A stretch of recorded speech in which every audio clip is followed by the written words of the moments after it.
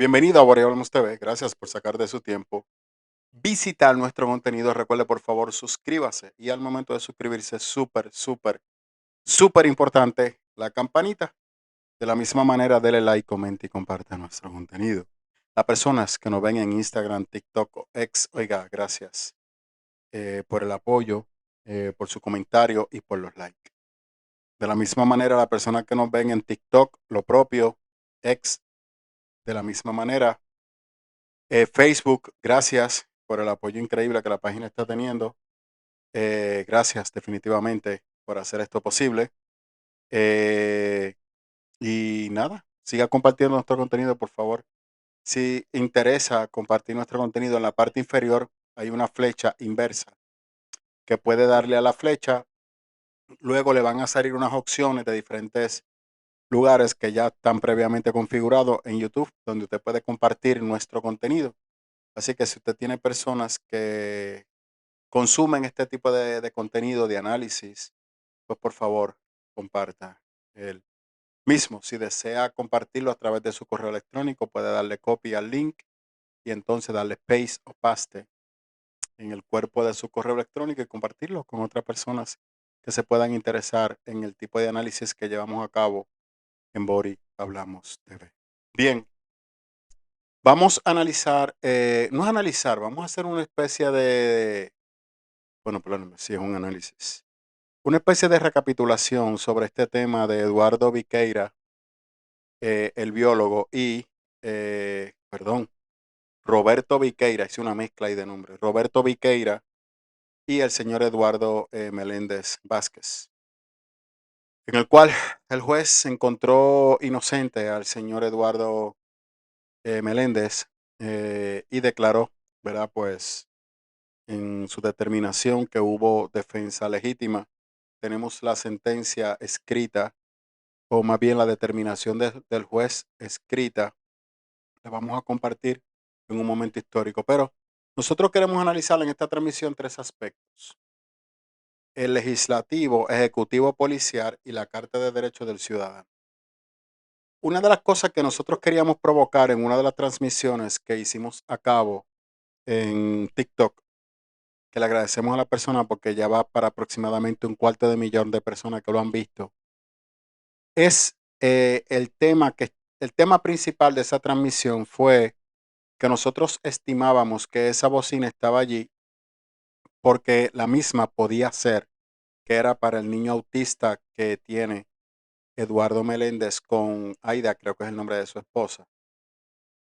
Y el impacto, ¿verdad? Y lo difícil que muchas veces es para estos padres el tener que lidiar con tratar de crear un ambiente donde sus hijos puedan tener la tranquilidad de poder crecer con los retos que representa tener un niño autista. Y en la última semana, las personas que han comentado en esa publicación son personas que son padres de niños autistas. Originalmente eso era lo que queríamos provocar con toda sinceridad con esa transmisión. Y me han sorprendido los comentarios de personas que pasan por estas mismas situaciones.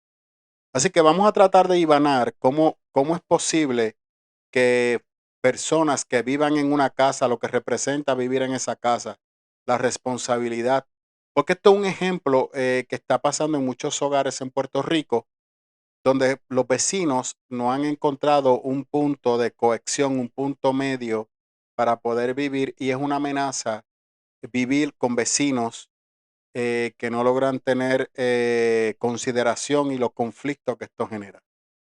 Pero en este caso en particular de este, de este evento que se suscitó el 15 de julio del 2025, que terminó con, con, con la acción, ya podemos decir, de Eduardo tener que defenderse de su vecino, Roberto Viqueira, donde cuando vemos el caso en la manera que se llevó, hay que entender que el señor Viqueira es una persona de mucha influencia.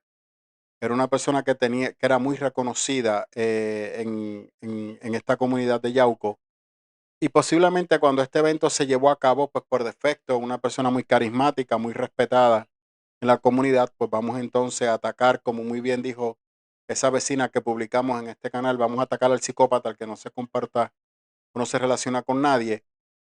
Y la investigación policíaca totalmente se desvirtuó en la manera que vimos en los tribunales, donde se obvió información. Y es importante recalcar algo, la fiscal trató de insinuar de que esa información estaba ahí. Cuando hablamos de esa información, hablamos de los 3 casquillos de bala que no aparecía en el reporte final, y yo creo que usted clipa eso.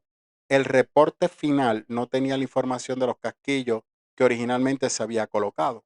Lo que sucede es que se imprimió y se creó un expediente, y en el expediente, por derecho, no tenía la opción de poder dejar fuera, que posiblemente eran los planes, de dejar fuera esos 3 casquillos, pero ciencia forense identificó que hacían falta esos casquillos, aunque la esposa de Viqueira insinuó que ella los encontró. Y es interesante porque en una parte ella dice que los encontró, luego dice que la llamaron de forense para indicar que los casquillos aparecieron. No sabemos qué ocurrió primero, quién llamó a quién. Ella dice que ella llamó al inspector Ibeliz para recoger los casquillos. De hecho, la misma fiscal cometió el error de decir eso. Pero sin embargo, ella dijo que ella estaba en fiscalía dando su testimonio cuando el día 17 la llamaron de forense para, llamó, y Beliz la llamó a ella para decirle que de forense le habían llamado, que faltaban, que la pistola se había disparado y que faltaban 3 casquillos. Se añade que, repito, nunca se dijo en el caso, oiga esto, nunca se dijo en el caso si el peine de esa pistola era de 9 o de 12. ¿Por qué hago el comentario? Porque la misma inspectora había dicho en el tribunal que la pistola, la 9 mm Glock, se encontró con 8 balas en el peine, una en la recámara, o sea que se había cargado.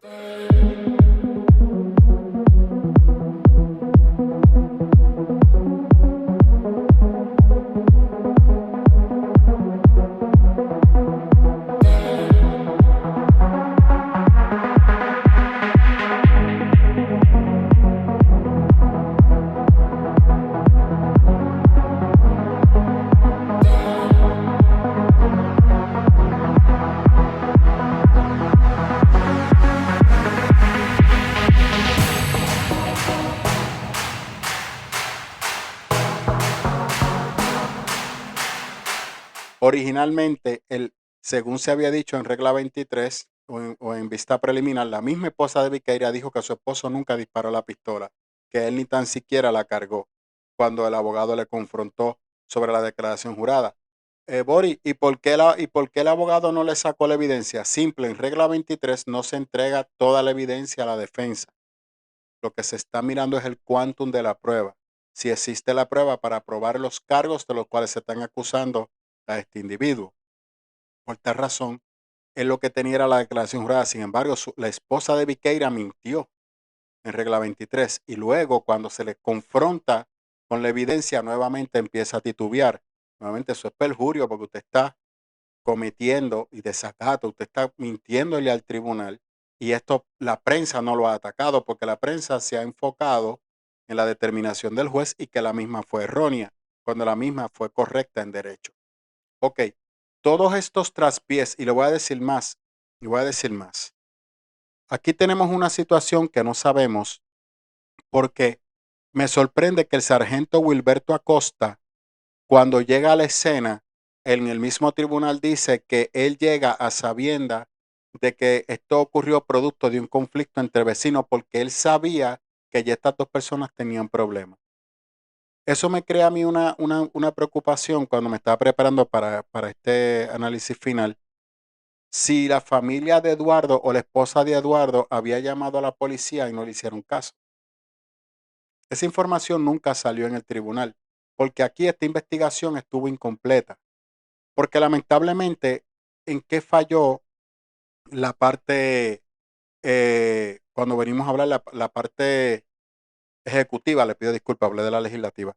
La parte ejecutiva. ¿En qué falló la parte ejecutiva? La parte ejecutiva, entiéndase la policía, falló en investigar esto sin prejuicio. ¿A qué me refiero? Aquí ocurrió un evento, un asesinato, que lo provocó. ¿Cómo llegamos a este punto? No es solamente porque alguien, una de las partes, me diga, no, es que esta persona vino y se metió a mi casa y lo atacó, pero ¿por qué lo atacó? ¿Qué provocó ese ataque? cómo se originó, en qué momento ocurrió. Entonces, eso no se hizo. Por tal razón, no hubo un prejuicio, lo que hubo fue un ajusticiamiento tipo la Inquisición. La comunidad completa acusó a esta persona y vamos a atacarlo. Interesante por demás que la policía no tomó en cuenta la llamada del 911 de parte de Eduardo informando lo que había ocurrido. Fue la primera llamada que el 911 reportó relacionado y él dio la dirección, él dio todo y dio detalle de lo que había ocurrido. El representante del 911 trata de establecer una conversación con él, pero ya él había informado lo que había ocurrido. Él no colgó, colgó su esposa, claramente se escucha cuando él le dice a su esposa, toma, habla tú, pero ella no se atrevía a hablar y cuelga. En esencia, ¿qué les quiero decir? Que la investigación estuvo amañada de la A a la Z y no se hizo con la responsabilidad y la seriedad que ameritaba.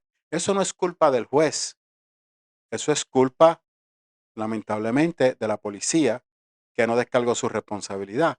Esto no es culpa del juez, esto es culpa de la investigadora que ocultó información y para terminar de hacerlo más vergonzoso, sabiendo que llega a la casa, se da cuenta que la cámara principal que capta los hechos, esa parte no está.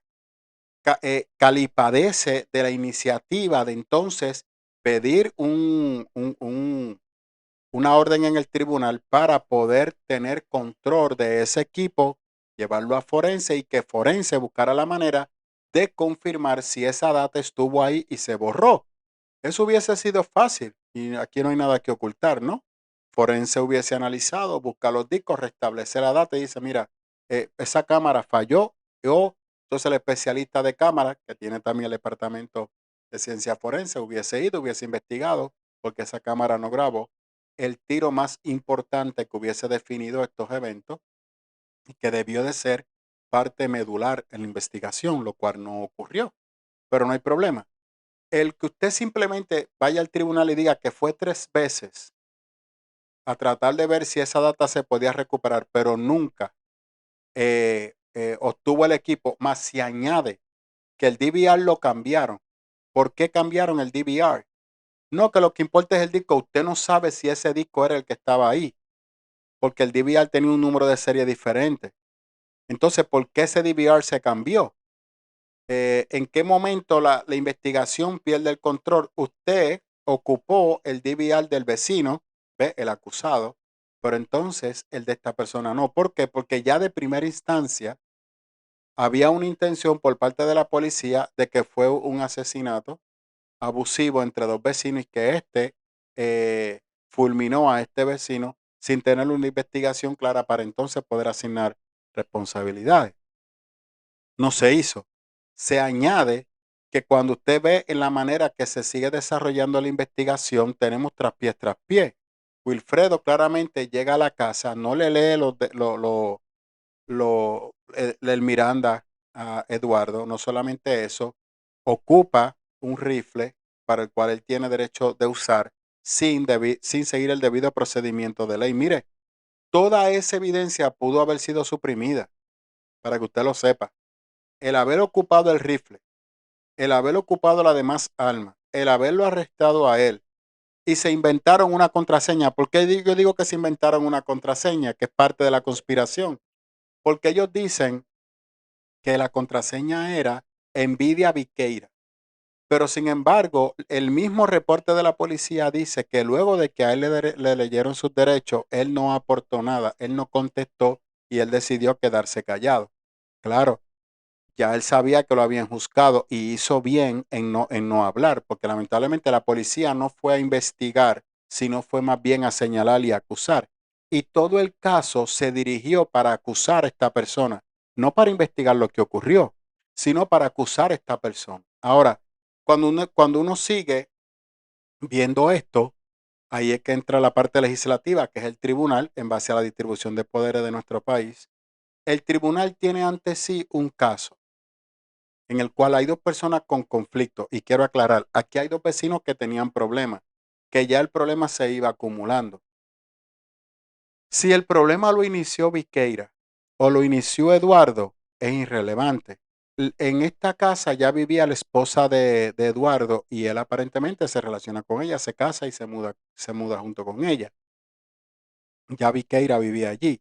De hecho, a mí me sorprende el estilo de vida de Viqueira, con toda sinceridad.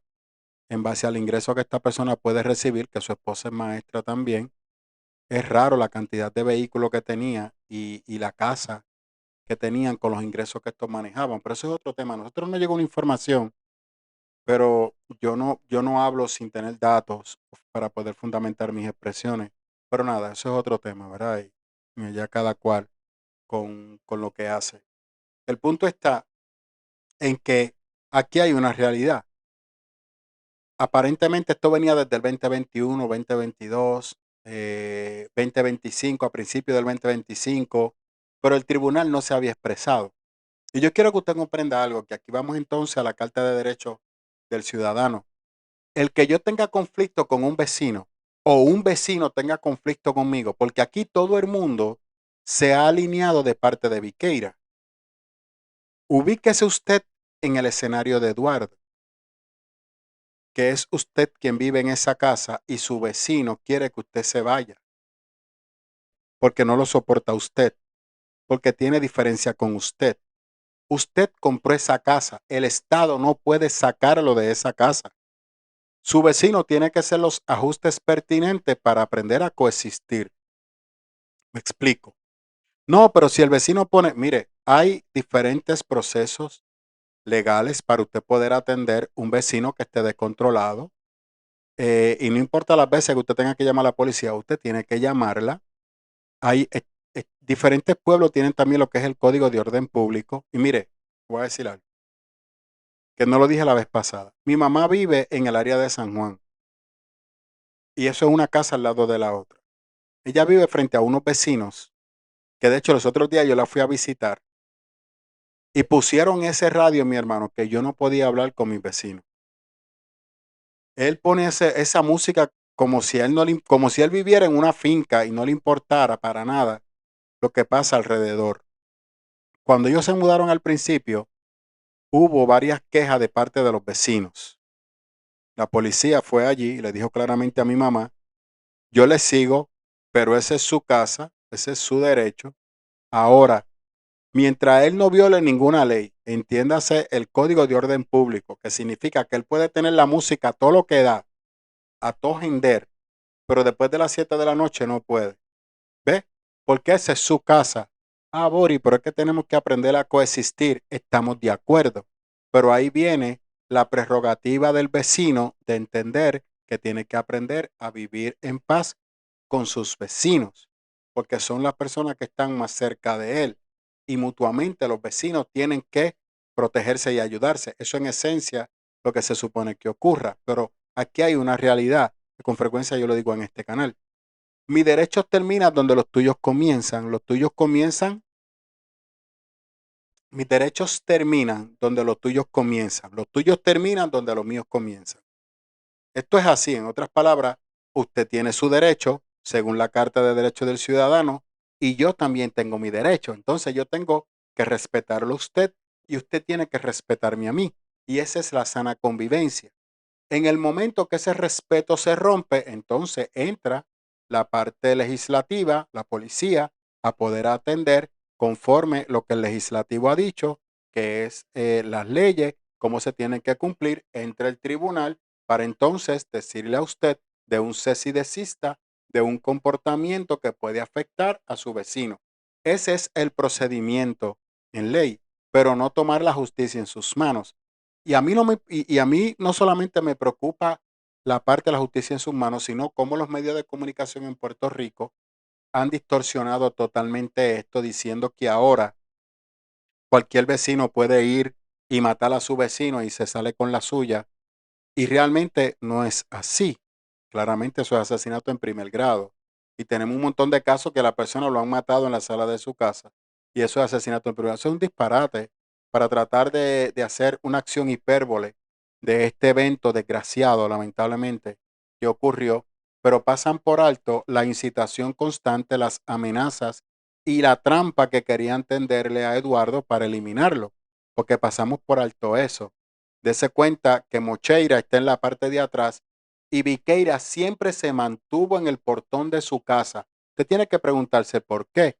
¿Cómo es posible que si mi esposa está gritando con el vecino en la parte de atrás, yo voy a dejar solo a mi esposa? ¿Por qué yo voy a dejar solo a mi esposa? Yo me voy al lado de mi esposa y si le voy a tirar piedra, le voy a tirar piedra al lado de mi esposa porque yo tengo que proteger a mi esposa, no dejarla discutiendo con él. Pero la parte de la esposa discutiendo allá, usted diciéndole sal, ¿cuál era la intención de Viqueira para que Eduardo saliera? Conversar con él si él tenía una pistola en la cintura o era matarlo. El escenario estaba perfecto para linchar a Eduardo, inventarse algo e informar que fue en defensa propia. ¿Usted sabía eso? Que posiblemente ese era el plan y lamentablemente no le funcionó.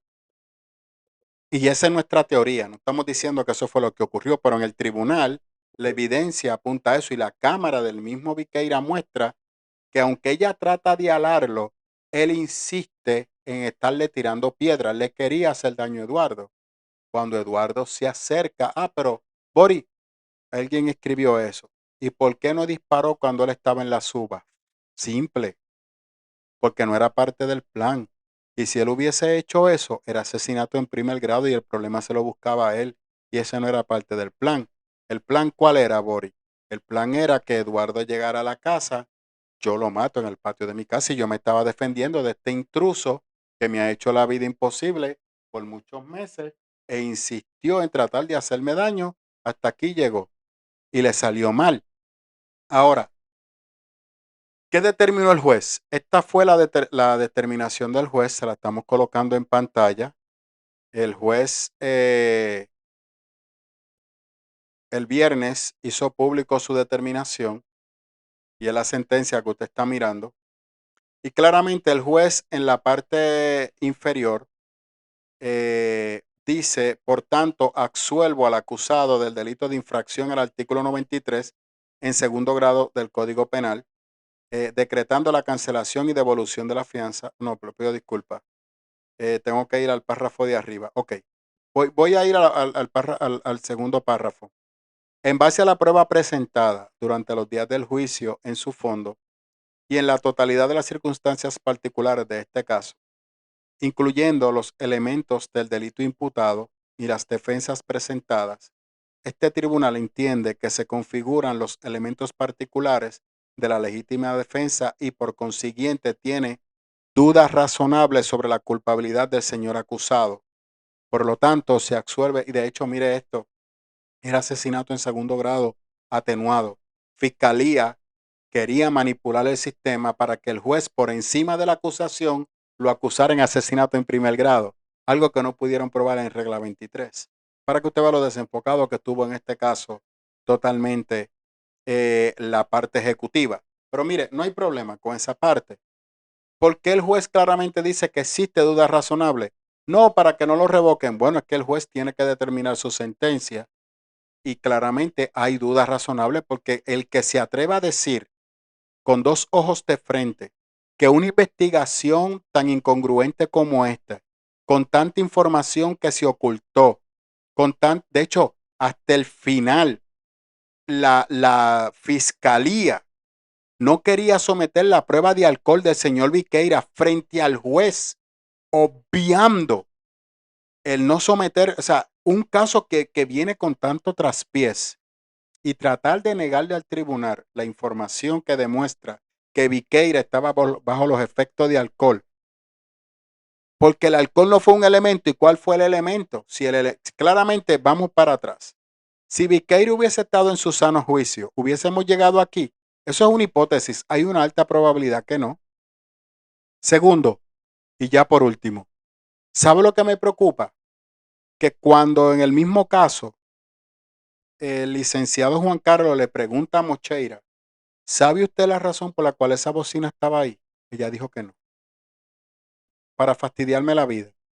Y él le dijo, ¿usted está bien segura que? Y ahí automáticamente la defensa, fiscalía vino a interrumpir. Y aquí vamos a la parte de la sana convivencia. El que yo tenga conflicto con mis vecinos no significa que porque yo pongo una orden en el tribunal, mi vecino tiene que mudarse. ¿Y si el que está mal soy yo? ¿Por qué mejor no investigaron por qué esa bocina estaba ahí? Posiblemente, como yo dije la vez pasada, ella no tenía comunicación con Eduardo, no hay problema. Pero con la esposa de Eduardo no pudiste hablar, no pudiste tener paciencia y conversar, no pudiste calmar la ira de tu esposo y decirle, vamos a dialogar, vamos a conversar, vamos a esperar a que se vea el caso en el tribunal, vamos a esperar, no te desesperes. ¿Por qué continuar con la acción que terminó lamentablemente en ese escenario?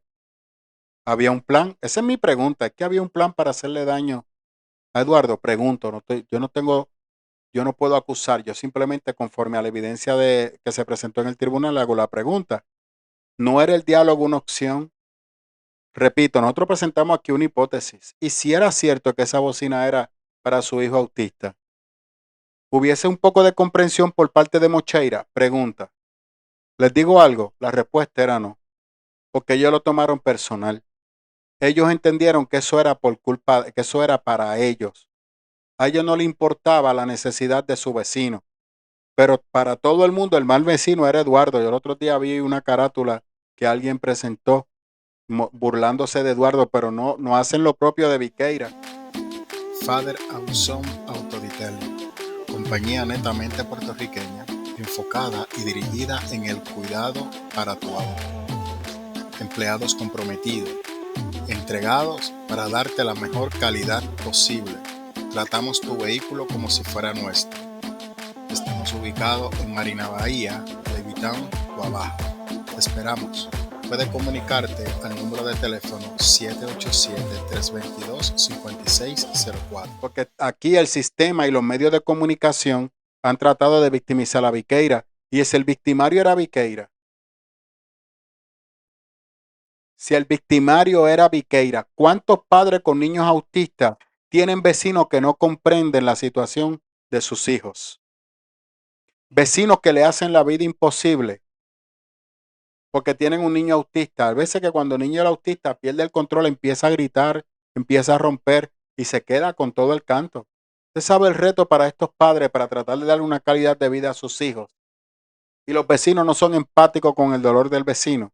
Y lo que hacen es que empiezan a llamarle a la policía, a radicarle querella. ¿Y qué opciones tienen estos padres? Y muchas veces bien cuesta arriba. Y eso es lo que aquí nadie ve. Repito, todo el mundo quiere victimizar a Viqueira y poner al malvado, a Eduardo. Pero yo creo que aquí la cosa era al revés. El victimario era Viqueira. La víctima fue Eduardo.